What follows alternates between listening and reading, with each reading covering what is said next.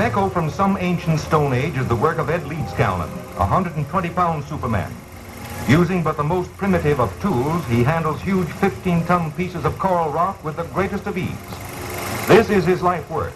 The footage of Ed Leedskalnin using this off-the-shelf standard issue tool that had been around for a very long time already, maybe 6-7 years ago, that became publicly widely spread on the internet. So that would be an excuse up to that point.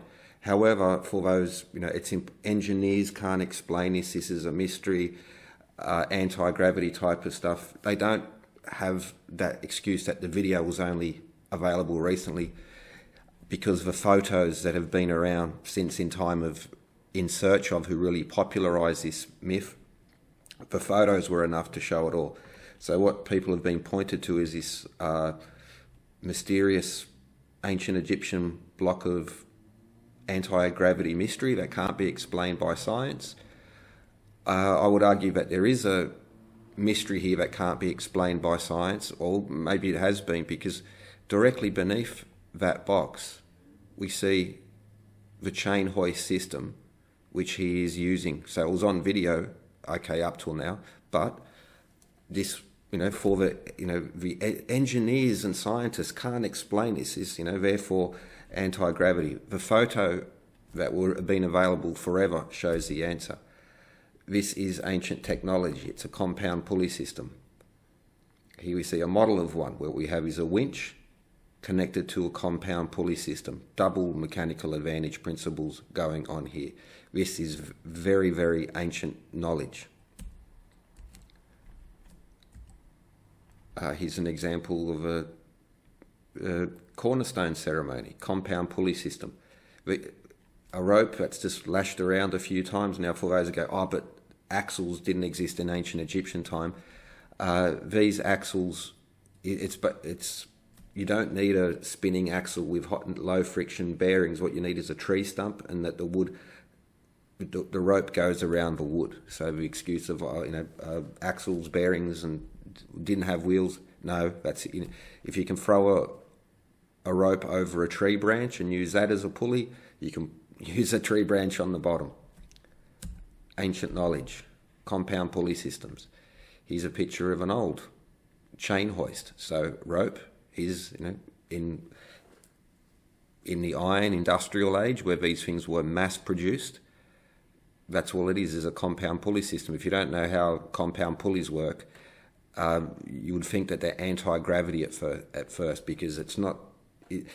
You can absolutely lift a massive weight all on your own. A modern version of one of these, one person can lift 100 tons. That's off the shelf. You can get special order, bigger, because no one's really ordering them, so they don't make them larger. There's no reason you couldn't special order a 200 ton or larger manual chain hoist. So Ed pulls on the rope, on the chain in this example, and he has to pull on the chain a long distance to get that mechanical advantage. Lots of it, you can look these compound pulley systems, how they work, basic physics, well known in the field all the time. This is exactly how modern cranes work. The only difference in a modern crane is they've got attached to an electrically powered motor. That's the only difference there is. That's an example of it. Now there's another example of this principle. So again, you don't need axles, because ships for millennia have been using this principle. That's a compound pulley. One piece of rope that keeps getting wound around. More times you wind it around, the more powerful it becomes, but you have to pull on the rope longer and longer to get that mechanical advantage. So they didn't have steel axles, or you can't do this. No, this is a nonsense. Here's an ancient Roman relief of a ship. You see the compound pulley systems on there, because in a strong wind, that mast is going to flop over. You need strong forces to tighten and keep that mast up. This is ancient sailing knowledge. All modern cranes are based on ancient sailing knowledge. As long as they've had sail ships, they've had this technology. If you can make a sail ship and operate it, you can make a crane. Here's an ancient Roman relief carving showing an ancient crane. What's the main principle? Well, we have a winch This, they're walking inside the winch, longer levers, more mechanical advantage. But what's got the real power is coming from the compound pulley systems, which have been there. This is ancient knowledge. Vitruvius, 10 Books of Architecture, in Book 10, he, in high scientific detail, describes the principles of these machines. And more interestingly, 2,100 years ago, he points out that these simple tools, simple machines, was already so old to the Romans that they had lost the origins of these things. It's like, who invented the lever, who invented the wheel. So this, in ancient times, this knowledge was ancient. You can do exactly the same thing with a piece of rope, and I highly recommend you learn how to tie and how to use a trucker's hitch. It's going to be very helpful, and if you get caught in a bad situation, it actually could be life-saving. This should be one of the basic life skills amongst a few other knots that everyone should be taught, and not allowed to graduate from school unless they know this, because it is useful and practical, and once you understand it, it will also help you understand the world, and you won't be mystified by this lost high technology, impossible to explain, Graham Hancock anti-gravity nonsense. There's Leedskalnin, the photos. So again, the video wasn't released until years, and I reckon that the museum went out of their way not to release it because they rely on the money. Here is inside the actual museum house, compound pulley, manual chain hoist. That's him using it there. He's actually got a double chain. He's got two running at the same time in this particular picture, or two are lined up. I'm not sure if they're both connected. Very simple rule. If your hoist has a limit, get two hoists and you can do it. You also probably knew the secret, the lost ancient secret, and I never ever go over the recommended SWL or safe working limit. So if you've got a rope and it says 1 ton, do not go over that. If you've got a chain hoist or a winch and it says do not go over 1 ton, do not go over that for safety reasons. However, here's the secret that Ed probably knew as well, is that these things are tested to do many times the strength of what they claim. If they make a 1 ton chain hoist, they've tested it to lift much heavier than that before it fails. So he probably knew that, ancient secret as well. But again, if it says 1 ton limit, stick to that. But in reality, they are tested not to fail to many times what they advertise the limit is. Here's a photo of Ed, which has been around for all of these mystery researchers who can't be explained. Well, there's the same chain hoist. I can even give you the company name. It's Wright Hoist. And I can tell you that this ancient anti-gravity tool and this primitive technology that no one can explain was manufactured in Bridgeport, Connecticut. And if I had a better picture, I could tell you the model number and when it was manufactured, and probably who was the serial number, and maybe even get the records of who was the person who tested it. There is no legitimate excuse since the video has been released, and there was no legitimate excuse before the video has been released. Okay, for those who are taken, look, Graham Hancock website. It is our pleasure to welcome R.L. Poole, author of the Leedskalnin Codex, Breakthroughs in Understanding the Coral Castle, as featured, author in March. This goes to 2020, after the video had been released, and decades and decades after the photos have been released. You can read it at your own leisure. You can look this up, and it is just a classic example of the lost ancient high technology. It's a mysterious. Scientists can't explain it. Engineers can't explain it. But anti-gravity levitation, this is a legitimate excuse. But the mechanical advantage, you can't lift a ramp. You can't use a ramp if it's over 10 degrees. It's proven science. Look, two options. Either you have to study lost ancient high technology for years to become this ignorant about lost ancient technology. It's friggin' written down for you and shown in descriptions. You have to become such a believer that you become oblivious to this. And then these authors are all like, but the academics covering it up and they haven't, and the research and blah, blah, blah. No, these are grifters. They're scammers at worst. or they are incredibly ignorant, lazy, and just, there's no excuse for it. It is stupid. So there's the lifting. He was photographed, he's been videoed, he did it in public in front of people. They build a lot of anecdotal myths, My cousin's, neighbour's best friend's uncle saw him levitate the stones, type of stuff. Also in that article, he points out that there was someone who helped him cut the blocks. We know that person's name, that record was, that's been passed down. But even this guy, R.L. Pullock, poo-poos this idea and then goes to the Graham Hancock type of stuff. Could he lift it with technology available at the time? Absolutely. Could he lift it with ancient technology available thousands of years ago? Absolutely. And then, but maybe he did. No, we've got him on video doing that. Got him on photograph doing that. So, if you really struggle, you want to believe and hold on to it, well, you are... I can't help you, I'm sorry. But, if, even after seeing this and you still want to hold on to it and go, but, I'm just going to respond with my standard response. Maybe it was Smurfs who did it. You can't prove that Smurfs don't exist. If this level of evidence was applied to you in a court of law and a prosecutor said, but maybe, like we have no evidence that this person committed the crime, but maybe we do. You would very, very, very quickly become very rational, reasoned, and evidence-based. An echo from some ancient Stone Age is the work of Ed Leedskalnin, a 120-pound Superman. Using but the most primitive of tools, he handles huge 15-ton pieces of coral rock with the greatest of ease. This is his life work, building a great stone city that he hopes will stand for thousands of years. He works as the ancient Egyptians did when they built the pyramids.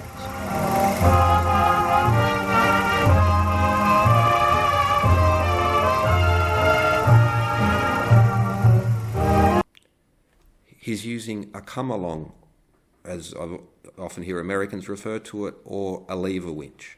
It works on basically the same principles, leverage. Well, a winch, modern fancy one, electric motor connected to a gearbox. A gearbox is just a system of spinning levers, so he's got one long lever connected to this good old-fashioned winch and a ratchet system. Ancient tech. You can see at the end of that forked branch, he's got a hole to lock it in place, so tie it to something, stick a stout post in the ground and it locks in position. Why the long frame? Well, as you're levering, it's going to want to twist and that keeps it stabilised. This is ancient technology. Any old farmer, anyone who's worked in the trade, engineering, should absolutely know this. And the photo exists before the video was released. There is no excuse for those who keep saying anti-gravity, mystery, apart from the fact that they're caught into a cult-like religion, or they keep trying to sell this Graham Hancock style because it's made them millions of dollars. You can see the winch right there, right above his head, right next to the chain hoist. Right brand chain hoist. I'm not sure who produced the lever winch. Building a great stone city that he hopes will stand for thousands of years. He works as the ancient Egyptians did when they built the pyramids.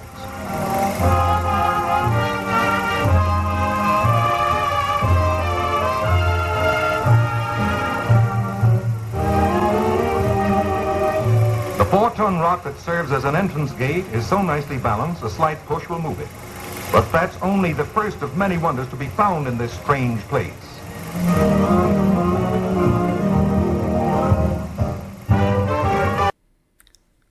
When this door stopped spinning, they dismantled it and they found that it had an old truck axle and bearings was what was doing it. It said it's a 1918 Model A Ford.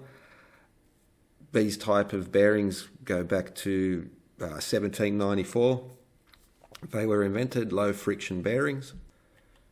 You'll see always these lost ancient high technology, mystery, lost civilization enthusiasts say state things such as engineers today are still puzzled as to how he delicately poised the great swing door on its centre of gravity so it opened at the touch of a finger. To this day, his lone engineering skills haven't been matched by anyone, let alone beaten. This is utter bullcrap. Apparently for a high IQ, but again, you have to study lost ancient high technology for some time to become this ignorant. And that's the best description of it, because once they're even shown the evidence that they crave, they then dismiss it just with a wave of a hand, or they censor it. So this is, again, at best, a religious-like cult delusion, or it is a scam. There's no nice way to describe this, though. Many and varied are the huge pieces, and one of the most striking works is a huge table carved in the shape of the Florida Peninsula. Here's further example of how he's balanced these great carvings. There's comfort in these rockers, too. Love was love even in the Stone Age, and we have a different version of a merry-go-round. So then the question would be, how did he get this large, long stone up, and only these tripods were much shorter? Explain this. Now, simple. You start with it laying on the floor, and you use the magic ancient technology of an A-frame. We've already shown that he had a lever winch. Set the A-frame up, tilt it back a little bit. You want to lift it up, but with an A-frame you can lift up by pulling sideways. Get it up a little bit, put a block underneath, reset the A-frame, lift it up, block it up. Once it gets to a certain angle, now because the corner is wedged into the ground now, you're not going to drag it along the ground. It's force is stopping it, and you don't want to go too far to tip it over, so the cable stay. And then you just pull it up, and ancient, practical people. Again, this is still used today. So when they say engineers can't do that, well, they're just not very good engineers. Now, an engineer of what? An electrical engineer? For things like this, don't go to an archaeologist to do stonemasonry. Don't go to a computer engineer to do basic rigging. Go to the people who have the skills. It's no mystery how to do this.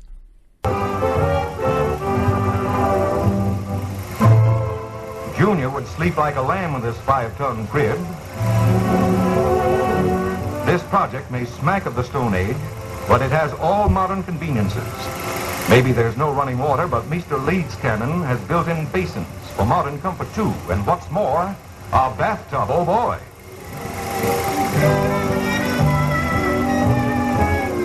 She's sitting on top of the world or something, just where this unusual artist hopes to be when he completes his most ambitious of hobbies. If you're not sitting down for this, I advise that you should probably lay down. So that article featured, invited, celebrated by Graham Hancock Forum, and the Coral Castle is just a great example of the wider argument because he's following the same thing. So a little bit about this author, R.L. Poole, an intellectual range in the very superior category. He's a member of Mensa, organisation whose only requirement for membership is to have IQ in the top 2% of the population. In standardised scholastic testing, Poole is ranked in the 99th percentile and pronounced untestable. Well, I agree with that, but not in the way you might think. So here we can pause to read. He brings like that.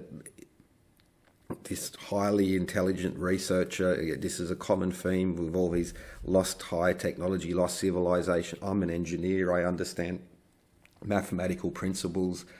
That he would need a 148-foot lever.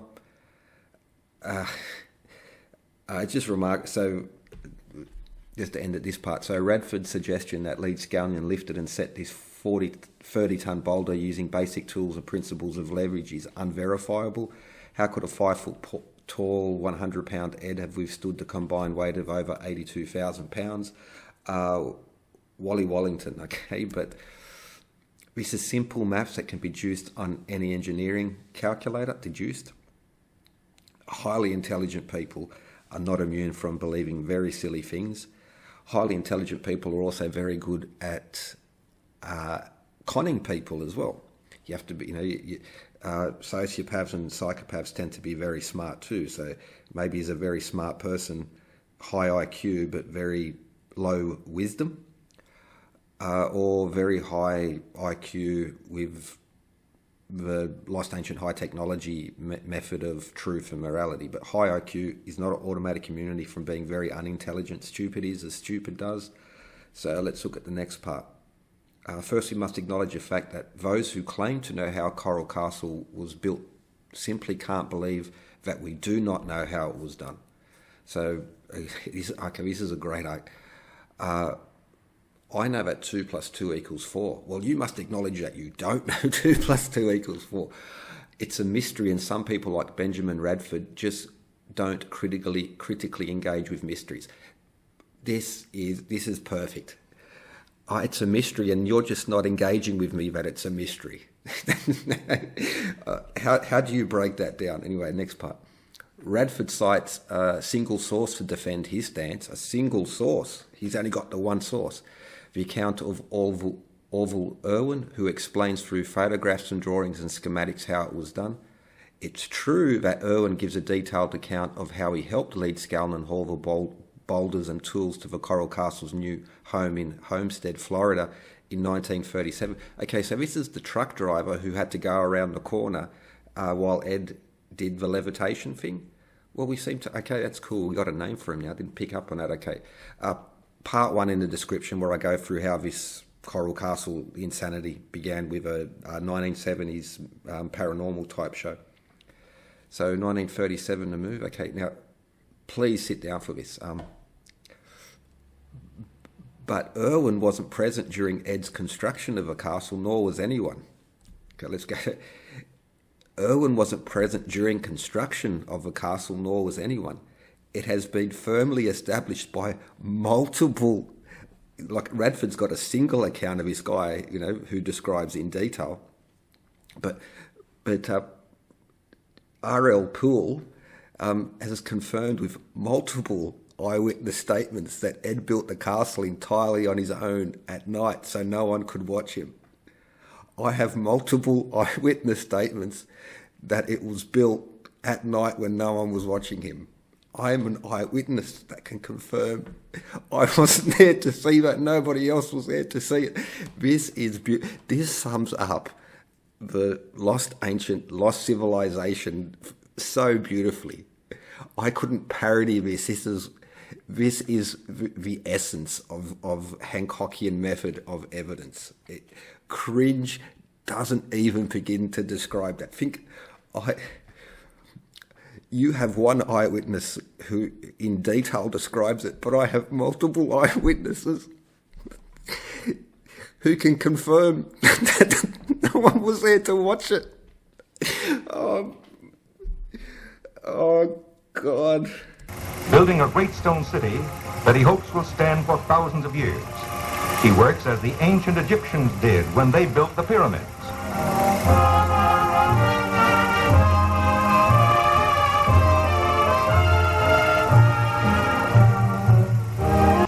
We asked the men at a rock quarry to try an experiment, to cut and lift a giant block of oolite.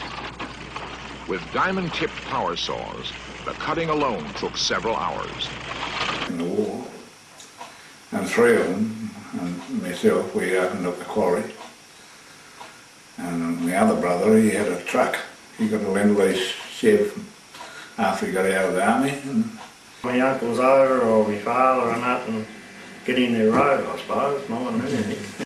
First of all, you clear the edge around where you're going to cut, and then we put a square on the top, so we get it square. we'll have to mark a block out on the face, and get it set out. We'll have to probably chip a bit of dirt off it with a rubber axe and get a line it up, put our plumb bogs down, and we used to get around about 12 feet of good stone, you know.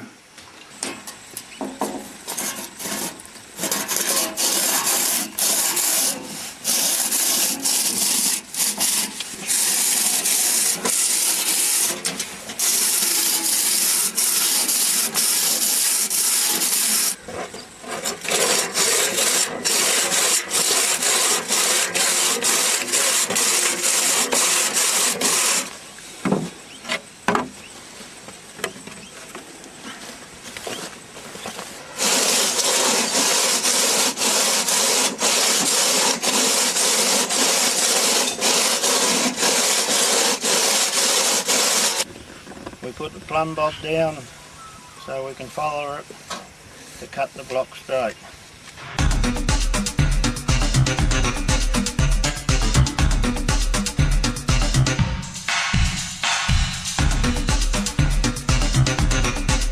Like I say, my grandfather probably started it off, and then my father and his brothers and that sort of took it on and kept it going.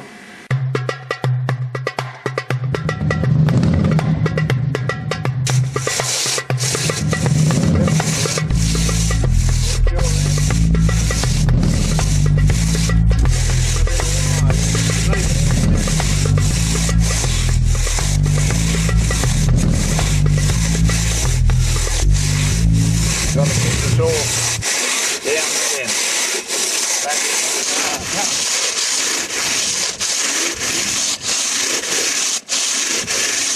Pull it over. So how much weight would there be in one of those blocks? I'll be over 2 tonne. I'm looking at a 2-yard block. When was the peak for this quarry? Early 1950s.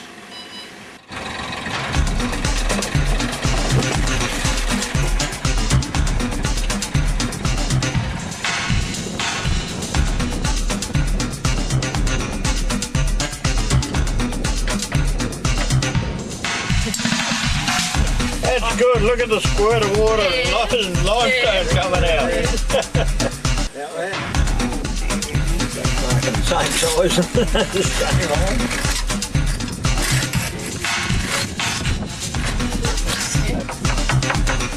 We've got to get the wire off now.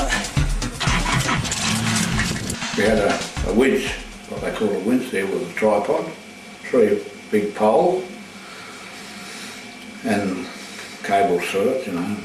And we used to have an old Model T Ford engine on this winch, driven with a binder chain, cogs on it, and you used to wind the winch up with that. And how long would that take to lift up a block? Oh, it didn't take long, it was quick. It was better than by hand. And we used to do it by hand before. We used to have a winch that had 2 handles on it, you know, you'd wind them around like that.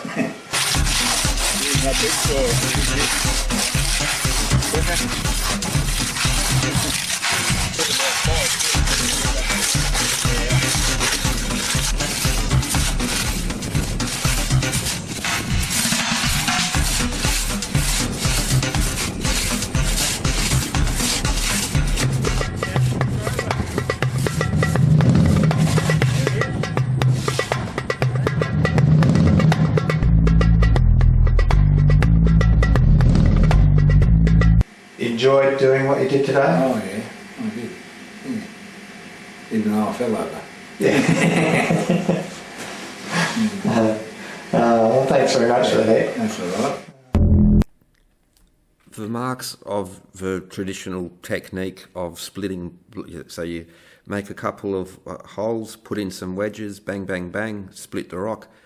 They are also visible there. I've covered this method on with granite, limestone and other stones as well. So there we see those marks as well. So anyone who said like it's mysterious, it would take too long to carve out these blocks, to split the blocks, it is just utterly false, and you can still see the marks. They're not laid to precision. It's just a block and service. How did he lay the blocks on top of each other? It's impossible. Well, because it's a lintel construction. It's just a block sitting on top of other blocks. It was made without mortar. Well, maybe it was added in recent years, but there is mortar there, and if I was to put down a couple bricks and then a brick between them as like a bridge, I don't need mortar to lock it down. This is the lost paranormal, mystical, lost ancient technology, or just create a series of ridiculously false claims, or they again are just utterly useless and incompetent, and would have to call a mechanic to change the radio station on their car. The only way to break the block free, brute force.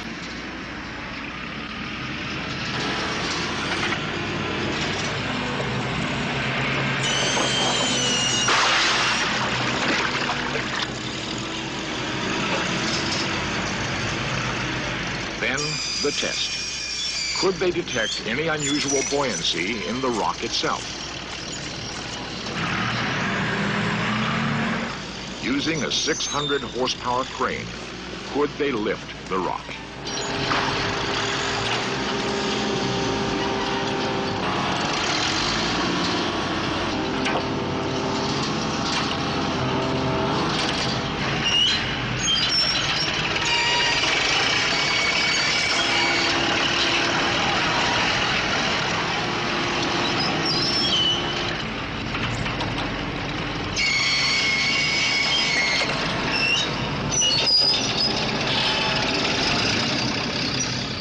Crane almost tipped over, they managed to drag the block a few yards.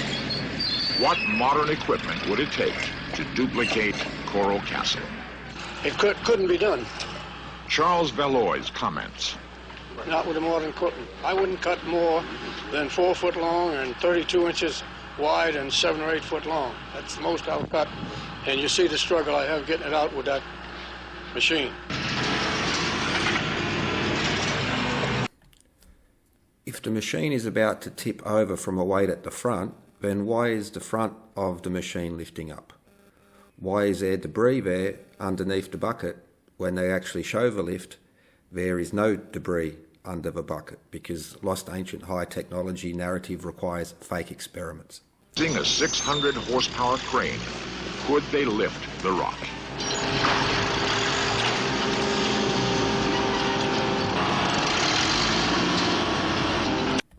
When they actually show the machine actually doing the lift, notice that the tracks of the machine are in line with the cab. But when they show the machine about to tip over, the tracks are now at 90 degrees of the cab. Totally fake, totally made up. This is relevant to Graham Hancock and the wider lost civilization, lost ancient high technology community. It can't be done. Engineers have proved it. The maths. Well, the go-to engineering, expert manufacturing expert of expert machines is Christopher Dunn, and he fakes experiments too. The lost ancient high technologists have conducted a few experiments, and they're all fake. Now, again, so if this machine was to tip forward underneath that weight, we'll notice what it lifts with ease, and the bucket didn't tip forward. If the wheels moved a little bit like that at the back, that would be exaggerated by the long boom arm at the front. It lifts this weight, and then the narrator switches to, look at the length of the chain. There was not enough chain for the chain to drag like that. This is a common thing with this Hancockian school, mystery school, these documentaries, anything to do with Prometheus Entertainment, Ancient Aliens, that type of stuff. Curse of Oak Island, The Unexplained with William Shatner, is they fake, edit and do these totally fake things that could lift. But now all of a sudden it's struggling to drag, and then you get a couple of talking heads on to throw them a few bucks and say, well, it can't be done, it's not explainable, can't be done. This is the mystery, unexplained method of things, back 40 years ago and now. To truly understand this lost civilization, lost ancient high technology, anti-gravity type community, you really have to look back to programs such as In Search Of or Eric von Daniken, and it's essential you understand how they operate. And one of those is they make a claim in one sentence, and then it takes time to present the debunk or the explanation in that case, but then they ignore it, censor it, or go to, well, what about this? And then you do that one. And what about this? And then you do that one. That's the method with which they work in. And then you get to the end of the line and then they go back to the beginning. Well, what about this? Again. So it's crucial you start to see the method by which they work. And whether it's 40 years ago, 50 years ago, it is exactly the same as today. And it is a crooked method where they demand everyone else does the work. And when the work is done, they conveniently ignore it. It's built on cherry picking, on just ridiculous claims that it should, there is no excuse for them not to have fact-checked those things. There's no excuse for them not to have looked. So if they're so interested in stonemasonry, how did they do it? Well, why don't they actually speak to actual stonemasons instead of relying on the same two so-called experts who think will still, you can't drill, you can't polish granite. The important thing is understanding the method by which con artists work. Because usually by the time you realise the con is on, it's usually too late. But if you can spot the con man coming, then you can save yourself. And that's what this is. It is a giant con. Because even if they do believe, they're delusional enough to believe the claims that they make, there is no excuse for them not to engage with the challenges made to those claims, not to have done the research, and to repeat things that they know to be true years after the fact. And of course, faking experiments would be another classic example, and more importantly, the lack of any other experiment. They always refer to the same few crooked experiments and then come back. So understand the method, you know how something works, and you're able to predict the results. If you just listen to the claims of the con men, well, then you have to go, they'll just wear you down with, a liar can just conjure up lies so easy, and truth requires discipline and diligence and honesty. And having been sucked in by these people years ago, doing some fact-checking, I've seen not only the mentality, a cult-like mentality of those who defend it, but also the con man mentality of those who promote it and claim to be these truth seekers, just searching, I'm just looking, I'm innocently just asking questions. With that, SGD, have a good one and learn to see the con man coming before it's too late.